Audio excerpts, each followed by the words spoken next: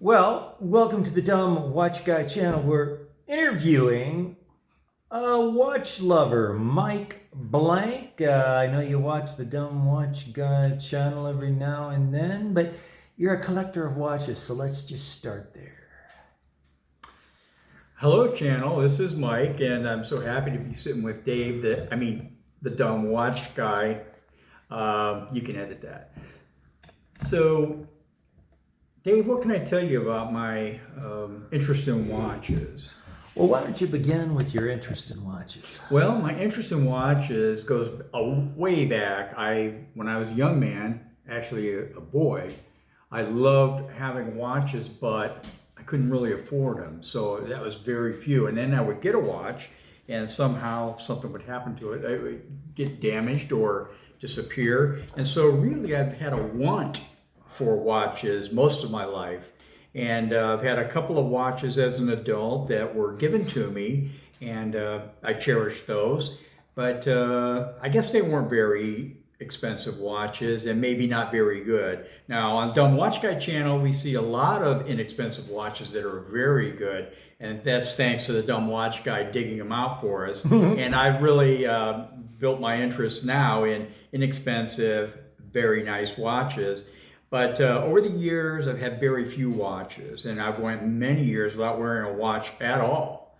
Of course, as we walk around these days with devices and sitting in front of computers a lot, we always know what time it is. So what's the watch really for? Is it really there to let us know the time? Well, partially yes. Is wearing a watch legitimate? It's legit. It's legit, but for what reason? Let's find out. I mean, I like the watches because of the appearance. It adds just a wonderful sort of accent. Now, you're an to the artist arm. for a living, aren't you?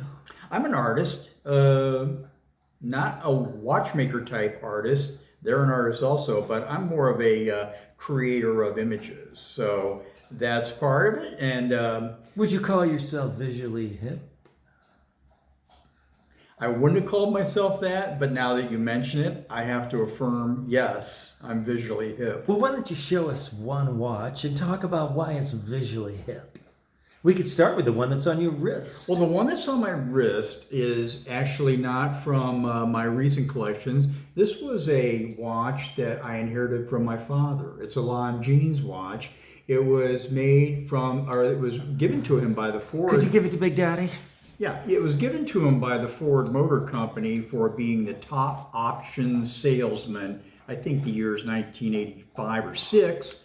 And it's got a little damage on the crystal there, but you know, it's been around a long time, so I guess it's allowed to have a dent or two. But that I inherited from my father a few years ago, and it's really my favorite in the sense of sentimentality. Now you press the upper right for the red or the lower? It's the lower, I believe.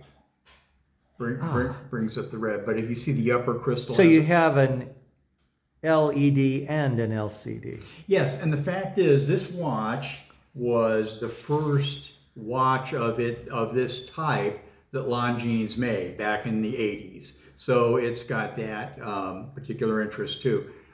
So I've had it repaired a couple times when I've tried to adjust the band and couldn't get it back together, and I would go to the jewelry store and have them do things like that or change a battery. But I'm happy to wear this one around occasionally. I don't wear it all the time. Of course, I have a lot of other very nice watches that I've come into recently, and so they take the most daily wear. But this is my sentimental top watch. Okay, now we're going to move on to his watch collection.